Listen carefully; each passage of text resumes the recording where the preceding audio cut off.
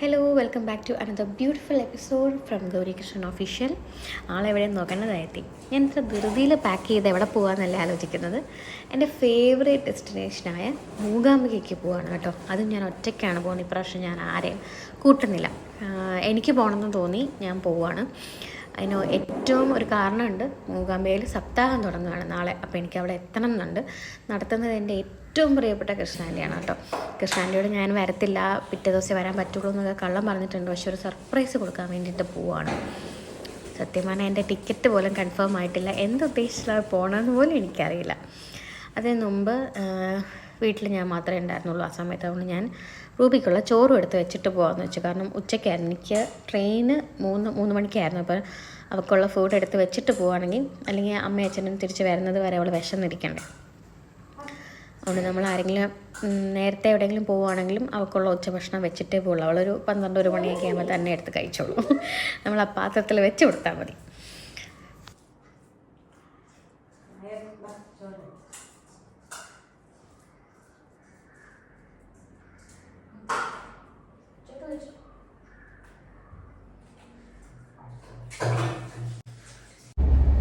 കുറച്ച് ലേറ്റായി ഇറങ്ങിയപ്പം. പക്ഷെ ഞാൻ ചെന്നങ്ങോട്ട് കയറിയത് വണ്ടി എടുക്കുക ഒരുമിച്ചായിരുന്നു കേട്ടോ. പക്ഷേ ഏറ്റവും ഇതെന്താണെന്ന് വെച്ചാൽ എൻ്റെ ടിക്കറ്റ് കൺഫേം ആയിട്ടില്ല. എനിക്ക് ഈ 3 പേർക്ക് ഒരു സീറ്റ് അലോട്ട് ചെയ്യുന്ന ഒരു ഇതുണ്ടല്ലോ, എമർജൻസി വരുമ്പോൾ. അപ്പം അങ്ങനെയാണ് കിട്ടിയത്. പക്ഷെ ഞാൻ അവിടെ പോയപ്പോൾ ഞാൻ അത്ര കംഫർട്ടബിൾ ആയിരുന്നില്ല അവിടുത്തെ ആൾക്കാരുമായിട്ട്. സോ ഞാൻ അവിടെ നിന്ന് ബാഗൊക്കെ എടുത്തൊരു ബോഗിയിൽ വന്നിട്ടുണ്ട്. ഇതുവരെ ഇവിടെ ആരും ഇല്ല. പക്ഷേ ആൾ വന്നാൽ ഞാൻ മാറിക്കൊടുക്കേണ്ടി വരും. എനിക്കറിയില്ല ഈ രാത്രി മുഴുവൻ ഞാൻ എങ്ങനെ ഇരിക്കുന്നു. ഇപ്പോൾ ഉച്ചയ്ക്കാണ് കയറിയത് 3 മണിക്ക്. നാളെ വെളുപ്പിനെ പയ്യന്നൂർ എത്തുള്ളൂ. ടിക്കറ്റും കൺഫർമേഷനായിട്ട്. പക്ഷേ ഭഗവതി എൻ്റെ കൂടെ ഉണ്ടായിരുന്നു കേട്ടോ. ആദ്യം തിരുവല്ലയിൽ നിന്ന് ഒരാൾ കയറുന്നു TTR പറഞ്ഞിരുന്നു. ആ ആൾക്ക് ട്രെയിൻ മിസ്സായിപ്പോയി. അത് കഴിഞ്ഞിട്ട് ഞാൻ TTRനോടൊക്കെ ചോദിച്ചു, അയ്യോ സാർ അപ്പോൾ വന്നില്ല, അപ്പോൾ എനിക്കിവിടെ ഇരിക്കാമല്ലോ എന്ന് പറഞ്ഞു. ആ ബർത്ത് 12th പറഞ്ഞു കുഴപ്പമില്ല, പക്ഷേ ഷൊർണൂർ എന്ന അടുത്ത ആൾക്ക് വെയിറ്റിംഗ് ലിസ്റ്റിലുള്ള ആര് കയറും, അതുകൊണ്ട് അപ്പം അതുവരെ ഇരുന്നോളാൻ പറഞ്ഞു. പക്ഷേ ഷൊർണൂറായപ്പോൾ ഞാൻ വെയിറ്റ് ചെയ്തിരുന്നു. 10 മണിയായപ്പോൾ എത്തി. അവിടെ ഒന്നും ആൾ കയറിയില്ല. പിന്നെ ഞാൻ രാവിലെ എണീക്കുന്നത് ഉടുപ്പി റെയിൽവേ സ്റ്റേഷനിൽ എത്തിയപ്പോഴാട്ടോ 6:30 ആകുമ്പോൾ. അങ്ങനെ എന്തോ ഭഗവതിയുടെ ആ ഒരു അനുഗ്രഹം കൊണ്ട് എനിക്ക് ഒരു ഡിസ്കംഫർട്ടും ഉണ്ടാവാതെ നല്ല സുഖമായിട്ട് ഉറങ്ങി എണീറ്റു. അങ്ങനെ ദാ ഇവിടെ നിന്ന് ഞാൻ ഒരു ഓട്ടോ എടുത്ത് മൂകാംബികയ്ക്ക് എത്തി കേട്ടോ. അത്യാവശ്യം തിരക്കുണ്ട്, എന്നാൽ വലിയ തിരക്കില്ല.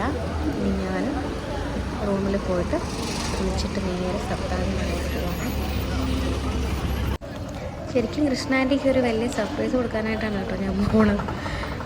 ഞാൻ വരൂല എന്നാണ് പറഞ്ഞിരിക്കുന്നത്, ടിക്കറ്റൊന്നും കിട്ടിയില്ല എന്ന്. പക്ഷെ ഭയങ്കര ഹാപ്പിയായിരുന്നു കൃഷ്ണാൻ്റി. ചിലരുണ്ടാവില്ലേ നമ്മളെ എന്താ പറയുക, നമ്മളുടെ ഒന്നും പ്രതീക്ഷിക്കാതെ സ്നേഹിക്കുന്ന കുറേ നല്ല ആൾക്കാരെ ഭഗവാൻ നമുക്ക് തരത്തില്ലേ. അതിലൊരാളാണ് കേട്ടോ കൃഷ്ണാൻ്റി. അങ്ങനെ ഞങ്ങൾ സപ്താഹം ചിക്കൻ കേക്കായപ്പോൾ വന്ന് ഇതെന്തോ ഒരു സ്പെഷ്യൽ സാധനമായിട്ട്, എന്തോ ബെൻസോ അങ്ങനെ എന്തോ പറഞ്ഞത്. ഒരു ചെറിയ മധുരമുണ്ട്. എന്നാൽ ആ മസാല കറിയിൽ മുക്കി കഴിക്കുമ്പം ഒരു പ്രത്യേക ടേസ്റ്റ് ഉണ്ട് കേട്ടോ. എന്നാൽ സാന്നിധ്യം എന്ന് പറയുന്ന ഹോട്ടലാണ് മൂകാംബികയിൽ. നല്ല ഫുഡാണ് കേട്ടോ. അപ്പം ഞാൻ പറഞ്ഞത്, നമ്മളിൽ നിന്ന് ഒന്നും ആഗ്രഹിക്കാതെ, അതായത് തിരിച്ച് അവരുടെ സ്വാർത്ഥ താല്പര്യങ്ങൾക്ക് വേണ്ടി നമ്മളെ സ്നേഹിക്കാതെ, ഒന്നും തിരിച്ച് പ്രതീക്ഷിക്കാതെ സ്നേഹിക്കുന്ന കുറച്ച് നല്ല ആൾക്കാരെ എനിക്ക് ഭഗവാൻ ജീവിതത്തിൽ തന്നിട്ടുണ്ട്. അതിലൊരാളാണ് കേട്ടോ കൃഷ്ണാൻ്റി. അപ്പോൾ തന്നെ ഞങ്ങൾ ഫുഡൊക്കെ കഴിച്ച് കഴിഞ്ഞിട്ട് ഞാൻ പിന്നെ കുറച്ച് നേരം ഒന്ന് റൂമിൽ പോയി റെസ്റ്റ് ചെയ്തു. കാരണം ഇന്നലെ ടെൻഷൻ അടിച്ച് വലിയ കാര്യമായിട്ടൊന്നും ഉറങ്ങിയില്ല. അങ്ങനെ പിന്നെ അത് കഴിഞ്ഞ് വൈകിട്ട് 6:30 ആയപ്പോൾ ഞാൻ തിരിച്ചു വന്നു. പിന്നെ ഭഗവതി തൊട്ടു ശത്രു നല്ല ആളുണ്ടായിരുന്നു. രാവിലെ ഒട്ടും ആളില്ലായിരുന്നു. ഞാൻ ജസ്റ്റ് ചെന്ന് കയറി തൊഴുതു ഇറങ്ങി. എല്ലാം വളരെ പെട്ടെന്നായിരുന്നു. അത് കഴിഞ്ഞിട്ട് മണ്ഡപത്തിൽ ഇരുന്ന് കുറച്ച് നേരം നാരായണീയോ ഒക്കെ പ്രാർത്ഥിച്ചു. കുറച്ച് നേരം ഒന്ന് മെഡിറ്റേറ്റ് ചെയ്ത് വെറുതെ ഭയങ്കര ഇഷ്ടമാണ്, ഭയങ്കര പോസിറ്റീവ്സാണ്. അത് എനിക്ക് നല്ല തിരക്കുണ്ടായിരുന്നു. പിന്നെ ചൊവ്വാഴ്ച ആയതുകൊണ്ട് അത്യാവശ്യം നല്ല തിരക്കുണ്ടായിരുന്നു. പിന്നെ ആദ്യം തിരുമേനി എടുത്തുകൊണ്ട് ഒരു പ്രദക്ഷിണം വെച്ചു. അത് കഴിഞ്ഞ് പല്ലക്കിൽ 3 റൗണ്ട് പ്രദക്ഷിണം ഉണ്ടായിരുന്നു. അത് കഴിഞ്ഞ് എടുത്തത് ഗോൾഡൻ ചാരിയറ്റാണ്. സാധാരണ തടിയിലാണ് ഞാൻ എടുത്ത് കണ്ടത്. ഞാൻ ആദ്യമായിട്ടാണ് സ്വർണ്ണരഥത്തിൽ ദേവിയെ എഴുന്നള്ളിക്കുന്നത് കാണുന്നത്. ഒത്തിരി ഒരു വല്ലാത്ത കാഴ്ചയും അനുഭൂതിയും ഒക്കെയായിരുന്നു.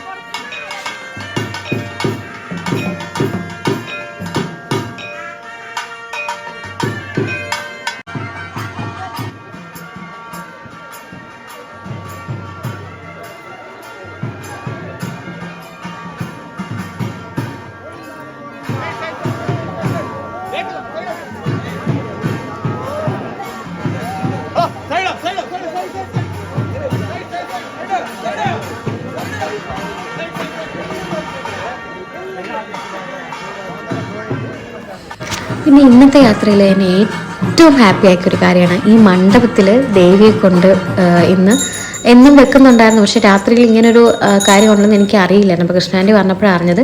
നമ്മളിവിടെ വരുമ്പോൾ ഈ മണ്ഡപത്തിൽ കുറച്ച് നേരം ദേവിയെ ഇരുത്തും. പക്ഷേ ഞാൻ ഒത്തിരി ആളുണ്ടായിരുന്നു കേട്ടോ. പക്ഷേ അവിടെ ഈ പാട്ട് പാടുന്ന ഒരു അമ്മ ഉണ്ടായിരുന്നു. അടികയുടെ വൈഫായിരുന്നു, ഇവിടുത്തെ മെയിൻ അടികയുടെ വൈഫ് എന്തോ ആണ്. അപ്പോൾ അമ്മ എന്നോട് ഏറ്റവും ഫ്രണ്ടിൽ പോയിരുന്നോളാൻ പറഞ്ഞു. അങ്ങനെ ഞാൻ എന്താ ഏറ്റവും ഫ്രണ്ടിലിരുന്ന് മൂകാംബിക അമ്മേനെ ഏറ്റവും അടുത്ത് കാണാനും ഇവിടുത്തെ അമ്മ പാടിക്കഴിഞ്ഞിട്ട് ഞാനൊരു കീർത്തനം എനിക്ക് പാടാനും പറ്റി കേട്ടോ. ഒരുപാട് സന്തോഷം. എന്താ പറയുക, ഇതിലും ഇനി എനിക്ക് ലൈഫിലൊന്നും വേണ്ട ഏറ്റവും നല്ല അനുഭവങ്ങളെന്ന് പറയില്ലേ, നമുക്ക് ലൈഫിലുണ്ടാകുന്ന ഒന്നുമല്ല ഇതിനപ്പുറത്തോട്ട് ഇനി എനിക്ക് സന്തോഷം കിട്ടാനും ഒന്നുമില്ല. എന്തായാലും ഒരുപാട് സന്തോഷവും തോന്നിയൊരു ദിവസമാണിന്ന്.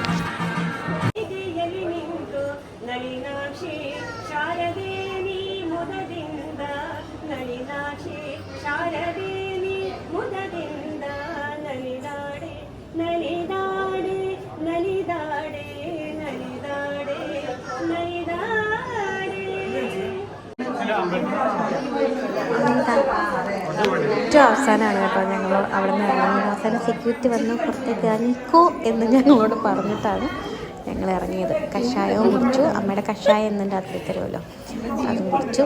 ഞങ്ങൾ തിരിച്ചു പോവാണ്. പിന്നെ ഇതാണ് നമ്മുടെ സപ്താഹം നടക്കുന്ന സ്റ്റേജ്. പിന്നെ അവിടെ ചെന്ന് ഭഗവാനെ ഒന്ന് വന്ദിച്ചിട്ട് ഞങ്ങൾ റൂമിൽ പോയി. ശരിക്കും ഇന്നത്തെ ദിവസം എനിക്ക് എന്താ പറയുക, ഏറ്റവും ബ്ലെസ്ഡ് ഡേ ആയിരുന്നു. കുറച്ച് നാളായിട്ട് ഞാൻ അത്ര ഹാപ്പി ആയിട്ടല്ല പൊയ്ക്കൊണ്ടിരുന്നത്. പക്ഷേ കുറച്ച് വേദനകൾ, ജീവിതമാകുമ്പോൾ കുറച്ച് വിഷമങ്ങളൊക്കെ ഉണ്ടാവുമല്ലോ. പക്ഷേ ഒന്നുമല്ല. കാരണം ഭഗവാന് അല്ലെങ്കിൽ ഭഗവതിക്ക് നമ്മൾ പ്രിയപ്പെട്ടവരാണ്, കൂടെ ഉണ്ട് എന്ന് തോന്നുന്ന ചില നിമിഷങ്ങളുണ്ടല്ലോ, ചില ദിവസങ്ങളുണ്ടല്ലോ. അങ്ങനെ ഒരു ദിവസമായിരുന്നു. So I am so happy.